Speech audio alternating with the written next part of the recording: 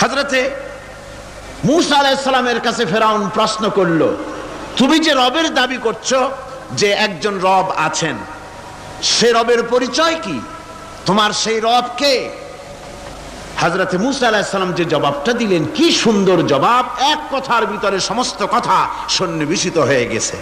ফেরাউনের প্রশ্নের জবাবে রব কে, এ কথার জবাব দেওয়া যায়, হাজার হাজার পৃষ্ঠা লেখা যায়।